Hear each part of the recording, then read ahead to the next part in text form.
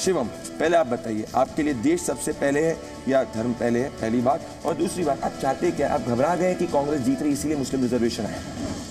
बोलिए। मैं अगर मुझे सोचने के लिए 1 सेकंड मिले तो उस 1 सेकंड के 1000वें हिस्से में धर्म बाद में, सबसे पहले देश है मेरा। मेरी जमीन, मेरी मातृभूमि, मेरा देश, ये इंपॉर्टेंट है। ये है तो धर्म है। अगर देश ही नहीं है तो धर्म कैसा भाई? देश नहीं बचा तो धर्म कैसा? जो लोग इस देश से कट गए, देख लीजिए क्या हाल हो रहा है पाकिस्तान में, देख लीजिए बांग्लादेश में क्या हो रहा है, देख लीजिए अफगानिस्तान में क्या हो रहा है। धर्म जो है वो देश से है तो सबसे पहले देश है।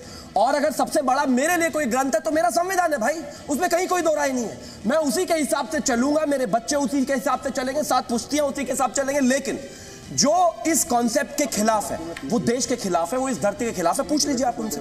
चलिए, इन्हें अपनी बात रखी। अब मैं आना चाहता हूं असगर जी आपके पास। आप मुझे बताइए, क्या आपके लिए सबसे पहले देश है या आपके लिए इस्लाम है? पहले क्या है?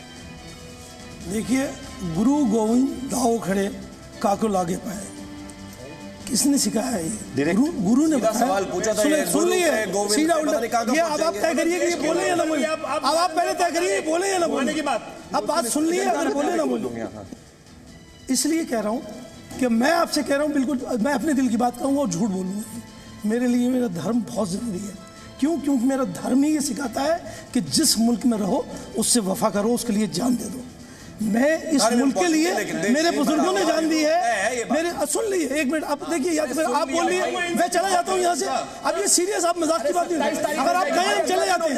आप यूं रो रहे हैं, आप यूं रो रहे हैं कि आप हार रहे हैं, आप यूं रो रहे हैं कि आपकी दिल की बात नहीं हो रही है, आप नफरत पैदा करना चाहते हैं। प्रधानमंत्री नरेंद्र मोदी ने, प्रधानमंत्री नरेंद्र मोदी ने वो क्या पब्लिक रैली में बोला जिसके कारण ये डिबेट हो रही है? सुनिए एक बार। कांग्रेस ने शिक्षा और सरकारी नौकरी में पहले जिन ओबीसी लोगों को आरक्षण मिलता था, उस ओबीसी समाज में इतने सारे नए डाल दिए कि ओबीसी समाज को जो आरक्षण मिलता था वो उनसे छीन लिया, चोरी छुपी से छीन लिया। और जो मुसलमानों को नया ओबीसी बना दिया था, गैर कानूनी तरीके से बना दिया था, संविधान के विपरीत बना दिया था, बाबा साहब आंबेडकर की भावना के विरुद्ध बना दिया था, उस मुस्लिम समाज को, ओबीसी को जो मिलता था वो लूट करके उनको दे दिया। कहने देते नहीं। मैं ही हूं। अब दोस्तों, मैं इसमें अपने 1 सेकंड, मैं चाहता हूं कि मैं 1 मिनट अपनी ऑडियंस से बात करूं। दोस्तों, मैं इस वक्त ये डिबेट क्यों कर रहा हूं? मैं डिबेट इसीलिए कर रहा हूं कि जब मैंने आज सुबह भारत के संविधान को पढ़ा, उसके प्रीएम्बल, और मैं चाहता हूं इस देश का युवा, इस वक्त जिसके पास भी फोन है, आप गूगल करिए कॉन्स्टिट्यूशन ऑफ इंडिया प्रीएम्बल।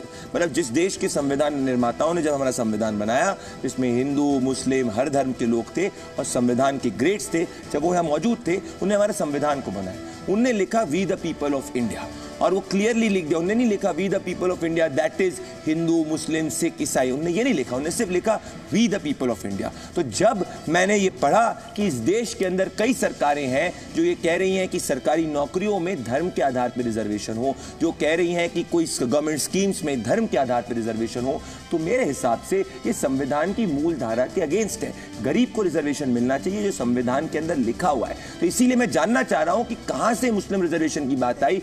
और मुस्लिम एक सेपरेट इलेक्टोरेट की बात ब्रिटिशर्स किया करते थे, मोहम्मद अली जिन्ना किया करते थे, जिसके कारण पाकिस्तान की स्थापना हुई थी। जाके आप इतिहास में पढ़िए, मुस्लिम लीग जब बनी उसकी पहली डिमांड क्या थी। तो मैं ये डिबेट देश हित के लिए और देश की इंटेग्रिटी के लिए कर रहा हूं, इसीलिए ये कोई पॉलिटिकल डिबेट नहीं है। इसीलिए यहाँ पे मैं विचारकों को ला रहा हूँ, साथ में पॉलिटिशियंस को भी ला रहा हूँ जो अपनी बात को रख सके। ये मैं आपसे कह रहा हूं, तो आज आप कहिए।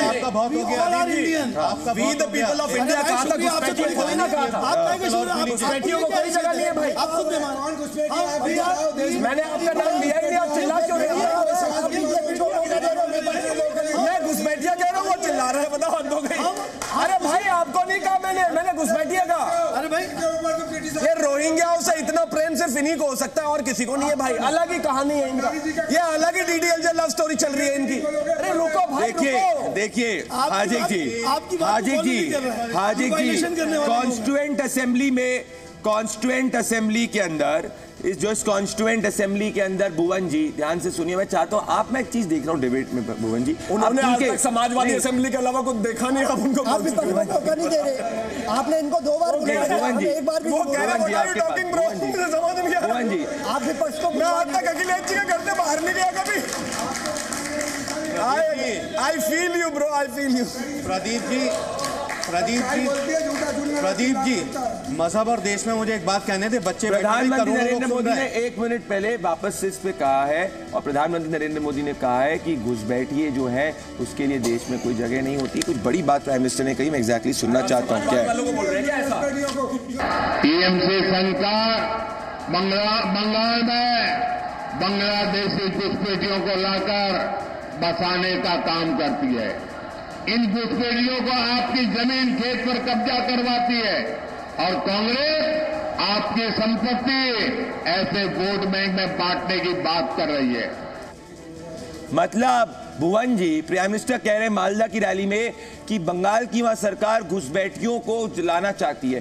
क्या आप चाहते हैं कि घुसपैठिए देश में आए? अभी मैं आपको ग्लोबल पैरेलल दूंगा, अगर आप जाके गूगल करिएगा, आप यहाँ पे युवा मौजूद है। ऋषि सुनक ने यूनाइटेड किंगडम में ये निर्धारित किया है कि जितने भी लोग इलीगली रह रहे थे उनको वापस डिपोर्ट किया जाएगा। क्या आप इसके पक्ष में हैं भुवन जी, हाँ या ना? मैं सुनना चाहता हूँ समाजवादी पार्टी के साथ। देखिए मैं आपको बताना चाहता हूँ, लेकिन भुवन जी को थोड़ी ना जाना है बस में बैठ के। भुवन जी वो तो हिंदुस्तान के ही है शायद। भुवन जी बोलिए, सही बात ना पहुंचे, भुवन जी की बात आप तक। देखिए प्रदीप जी, भुवन जी के माउथ पीस ही है। प्रदीप जी मैं आपको ये किसी और चीज से, प्रदीप जी मैं बताना चाहता हूँ, देश का युवा भी जानना चाहता है। हम जो समाजवादी हैं वो केवल अपने संविधान को मानेंगे, ये हमारा धर्म है जो आपका बोला है। और दूसरा विषय मैं आपके विषय पे आऊंगा, मैं बात रख लूंगा, संविधान को मानना पड़ेगा, मजबूरी आपकी। और मैं आपको बताना चाहता हूँ, हमारे लिए हमारे लिए गीता और कुरान क्या है? जो हमारा न्याय पत्र है वो हमारा गीता और कुरान है, जिसमें हम बात करते हैं काम की, युवाओं की नौकरी की बात करते हैं, ठीक है, घुसपैठियों को हटाना चाहिए कि नहीं? पॉइंट, घुसपैठियों को इस देश में इसी पे जवाब देना, इधर उधर नहीं। अभी मैं मैनिफेस्टो बीजेपी सपा के मैनिफेस्टो की डिबेट नहीं कर रहा हूँ, मैं बीजेपी मैनिफेस्टो या सपा मैनिफेस्टो में डिबेट नहीं कर रहा हूँ। 13 लाख फौज लगी हुई है हमारी कश्मीर में, पाकिस्तान का। प्रदीप जी जैसे ही घुसपैठियों की बात करते हैं वो चिल्लाना शुरू कर देते हैं। प्रदीप जी इतना परेशान होने की जरूरत नहीं है। जी न्यूज के नीचे बस नहीं लगी हुई क्या? मैंने इनके बीच में ऑनर वहां से ऑनर देखिए, ऑनर स्क्रीन वो है भुवन जी। देखिए मैं बताना चाहता हूँ आपको बहुत जिम्मेदारी से, आज क्यों जरूरत पड़ रही है इस तरह की बहस कराने की। अगर बात जो वादे मानने मोदी जी ने करे थे और वो वादे जुमले ना होते और वो नई गारंटी पे सवाल पूछा है, लेकिन वो आदमी अपना गाय का हिस्सा याद करके आया, उसे वही बोल रहा है। 2 करोड़ की नौकरी थी, काले धन की बात हुई थी, महंगाई की बात हुई थी, कुछ भी पूछो उन्हें गाय पे ऐसे सुनाना है। आज कोई जवाब नहीं है। देश के असल मुद्दे छुप जाए, इसलिए भारतीय जनता पार्टी परेशान है, इसीलिए इनको स्पीच बोरिंग लगती है। आपने कुछ भी पूछा उनको जवाब नहीं देने जो सोच के आया। भारतीय जनता पार्टी धर्म की आड़ में छुपना चाहती है, अपनी नाकामियों को छुपाना चाहती है, युवाओं के रोजगार नहीं दे पाई। जैसे लाल कपड़े को देख के सांप डर जाता है, ऐसे घुसपैठिए का नाम सुनते ही काला धन घुसपैठिया सुनते ही क्या अलग महंगाई की बात नहीं थी। आपको मैंने बोलने दिया, शिवम बैठिए, बीच में आ रहे हो। अरे मैं बोलने दूंगा, अगर सब्जेक्ट में बोलोगे तो फेल हो चुके हो, आपकी सरकार फेल हो चुकी है, युवाओं को रोजगार नहीं दे पाई, महंगाई से मुक्ति नहीं दिला पाई, और इसके अलावा मणिपुर में हमने देखा पहलवान बेटियों के साथ क्या हुआ, मणिपुर में हमने देखा हमारी बेटियों के साथ क्या हुआ, हाथरस की दलित बेटी। आचार्य विक्रमादित्य जी, आचार्य विक्रमादित्य जी, एक सेकंड, आचार्य विक्रमादित्य जी, मेरा सवाल इसी पे, प्राइम मिनिस्टर ने बोला है आचार्य विक्रमादित्य जी और हाजिक जी, अरे गजब बात हो गई। अरे आप बोलने आए जो कन्हैया की तरह गला काट दोगे। अरे भैया गजब बात हो गई। भाजपा वाले बोलते हैं हाजिक जी, हाजिक जी, जब क्या बोल दिया हाजिक जी, शांति, एक सेकंड। हाजिक जी, हाजिक जी, अरे मेरे सवाल तो सुनिए आप, मैं सवाल तो सुनिए, सवाल इसमें नहीं, आप करिए बार बार, अरे कोई बात नहीं, मुझे आने दो। मेरा सवाल है, मेरा हाजिक जी नहीं, अरे आप सुनिए ना, आप लोग एक ही में देख रहा हूँ, आप लोग सब ऐसा लग रहा है, आप लोग को लग रहा है कि आप पॉलिटिकल रैली नहीं है। मेरा एक सवाल, मेरा एक question, direct question, Firoz ji और हाजिक जी, एक सेकंड, मैं क्वेश्चन हाजिक जी प्लीज, हाजिक जी मैं क्वेश्चन पूछूंगा जी। देखिए मेरे को डायरेक्ट क्वेश्चन का डायरेक्ट जवाब चाहिए। क्या घुसपैठिए देश से हटने चाहिए कि नहीं, हाँ या ना? हाजिक जी, हाजिक जी। मैं प्रदीप जी सबसे पहले कहता हूँ कि हमारे मुल्क की सरकारों की जिम्मेदारी है कि हमारे आदमी एक भी घुसपैठी हमारे मुल्क में नहीं आए, एक भी घुसपैठी नहीं आना चाहिए, ये सरकारों की जिम्मेदारी है। लेकिन सरकारी प्रदीप जी पे लाद रहे हैं कि भाई हाजिक खां पे कि अरे जो घुसपैठी आए उन्हें बाहर करो, हम ये कह रहे हैं घुसपैठिया जो भी है उसे बाहर करो। लेकिन एक मिनट, हम एक मिनट, एक खाके वतन तुझ पे जब आज भी आएगी आवाज हमें देना, हर गांव पर हम होंगे। आपके बारे नहीं, आप बहस क्यों कर रहे हैं? मेरी बात आप कुछ नहीं बात कर रहे हैं, आप चापलूसी कर रहे हैं, दूसरे की चापलूस कह रहे, चापलूस कह दिया आपको, आपको चापलूस का है, आपको चापलूस का है। अरे आप चांसलर बनाया, भारतीय जनता पार्टी ने चांसलर बनाया, अभी खड़ा हुआ है वहाँ। चापलूस कह रहे हैं आप, इन्हें क्या कह रहे हैं आप जैसे सीनियर? मैं चापलूस हूँ, मोदी भक्त हूँ, कह लिया ना। मैं किसी का चापलूस नहीं हूँ, सिवाय अल्लाह का भक्त हूँ। अगर मोदी अच्छा वजीर आजम है तो मैं उसका भी भक्त हूँ। आप सुन लो, एक मिनट, एक पैगाम, इधर आके बोलिए। बात करी कि 15 वजीर आपने बात करी कि धर्म ज्यादा इम्पोर्टेंट है, धर्म ज्यादा इम्पोर्टेंट है। मैं कहता हूँ, मेरी बात सुनो, देश सर्वोपरि, आप सुन रहे हैं, देश सर्वोपरि। और सुन लो इस्लाम की बात, धर्म मेरा है इस्लाम, देश मेरा है हिंदुस्तान। धर्म मेरा है इस्लाम, देश है मेरा हिंदुस्तान। वजू करूं मैं अजमेर में, अगर कोई भाईचारे की बात कर रहे हैं हिंदुस्तानी बताइए, आप इसमें कहती हैं आप बंदे जैसे आए हो, हिंदुस्तानी क्या बर्मा से आए हो? हिंदुस्तानी होने के लिए यकीन हो के ना हो, बात तो यकीन की है। हमारे जिस्म की मिट्टी इसी जमीन की है। करो मेहरबानी तुम अहले जमीन पर, खुदा जवाब सुन लो शेर में, तुम्हें क्या तुम मुसलमान हो? मुसलमान हो, क्या तुम मुसलमान हो? मुसलमान हो? हाँ, बहुत अच्छी बात, मैं भी पक्का मुसलमान हूँ, जड़ों से जुड़ा हूँ। सुन लो, कोई मुश्किल नहीं है हिंदू या मुसलमान होना। हाँ, बड़ी बात है इस दौर में इंसान होना। इंसानियत की बात, हम इंसानियत की बात, आप इंसानियत की बात हम करें, राजभक्ति की। एक राष्ट्र के 100 करोड़ हिंदुस्तानियों को एक माला में प्रोना होगा, चाहे वो हिंदू हो, सिख हो, ईसाई हो, पादरी हो, यहूदी हो, मुसलमान हो, किसी मजहब का मानने वाला हो, सारे हिंदुस्तानी और हिंदुस्तानी होने की हमें मुझे कितने लोग फिरोज जी 10 सेकंड, फिरोज जी, वो आप देश की बात कर रहे हो ना, मैं मान रहा हूँ आपके लिए देश पहले संविधान या कुरान? हमारे यहाँ सबसे पहले नबी आए हिंदुस्तान में, हज़रत पहले संविधान या कुरान? प्यारे पहले संविधान या कुरान? मेरा वतन से आती, पहले कुरान या संविधान? मेरा वतन वही है हिंदुस्तान। पहले कुरान या संविधान? मोहम्मद सिखाता है। अच्छा सुनिए, पीछे हो जाइए, अरे दूर रहो भैया, गला मत काट देना, दूर रहो प्लीज।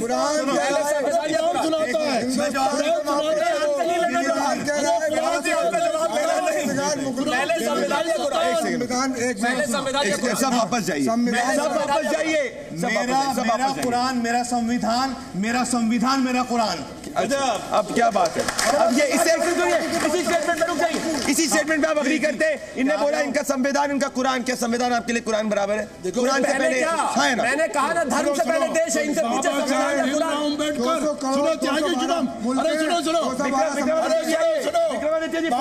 भीमराव अम्बेडकर, मौलाना आजाद, सबसे पहले क्या?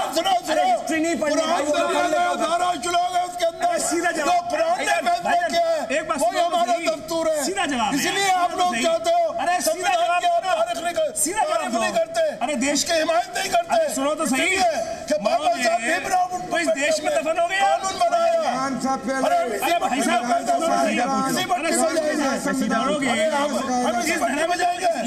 अरे बिल्कुल यही जाएंगे, इसकी पड़ी है। अरे सीधा सवाल है, सीधा सवाल है। विक्रमादित्य जी, फिर से छोड़ दो मेरा, मैं इतना देखो भैया, देखो मेरे को लोग उस पर अमल कीजिए। भैया सुनो, मेरी बात ध्यान से सुने, आप सभी से निवेदन है, आज मैंने देख लिया ये सबके सब एंकर होना चाहते हैं। आज आप सबके सब जो है आपके अंदर, भैया मैं चाहता हूं मेरी टीम को हाजिक जी नहीं सब है। दोस्तों एक बात, मेरी बात, let's get to the basic. मैंने एक बहुत बेसिक क्वेश्चन पूछा था और ये बेसिक क्वेश्चन का मैं अनफॉर्चुनेटली हार्दिक जी और आपसे मुझे जवाब नहीं मिला। सीधा बोलना चाहिए था। मैं कहता हूं मेरे लिए देश सबसे पहले है, सब कुछ बात बोलिए सीधा बोल दीजिए। मैंने ये थोड़ी बोला कि मेरे को जीतना है, मेरे लिए देश सबसे पहले, देश के लिए मैं जान देने के लिए तैयार हूँ, देश के लिए मैं जान देने के लिए तैयार हूँ और देश के लिए मैं जान देंगे। दोस्तों मेरी बात सुनिए, अच्छा एक सेकंड आप सुनिए। दोस्तों मेरा निवेदन है, मेरे पास समय सिरों में जाना चाहिए। मेरी बात है दोस्तों, मैं आखिरी में ये कहना चाहता हूं, आप मेरे साथ इस धर्म मंच में आप मेरे साथ में जुड़े, दोस्तों मैं आखिरी में जाते जाते सिर्फ एक बात कहना चाहता हूं। हम सबको ये समझना चाहिए कि हमारे देश से ऊपर कुछ नहीं है और हमारे संविधान से ऊपर कुछ नहीं है। जी न्यूज़।